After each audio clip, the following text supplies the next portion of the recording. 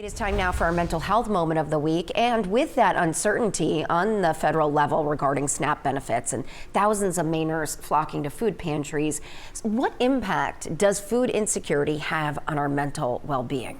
Here with us to discuss is Sweetser spokesperson Justin Chenette. Justin, thank you so much for joining us. This is obviously a very topical issue. What is the current snapshot for food insecurity within our state? Well, no one should go hungry, but what we see is food insecurity is a huge issue throughout the state of Maine. What we see is nearly 170,000 Mainers relying on SNAP benefits for basic food assistance. We see 1 out of 7 Mainers are food insecure, and those numbers rise dramatically when we talk about families, and particularly children.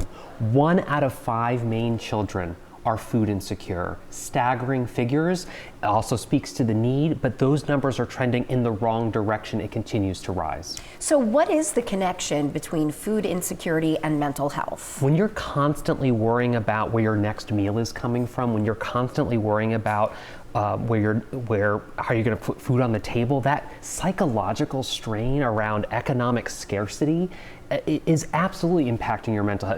It's going to exacerbate existing mental health challenges, but also create new ones. So what we see is those that are food insecure absolutely have increased risk of things like depression, anxiety, stress, all things that you and I would like. Of course, if you don't know where your meal is coming from, that stress is going to absolutely exacerbate that. And there's a direct correlation.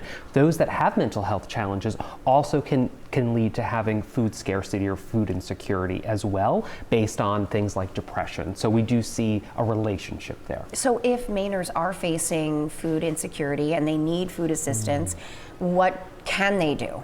Well, it's inspiring to see so many Mainers come out of the woodwork, local businesses, others that are holding food drives and really trying to support one another in times of need. You can call 211, which is a statewide resource hotline, not just about accessing local food pantries, but any sort of social services, heating assistance, and you name it. So that's a great hotline. I would also say the Good Shepherd Food Bank, which does a great job. They have over 600 partners across the state. They can really have a lot of resources for individuals. There's an interactive map that's really fun on their website.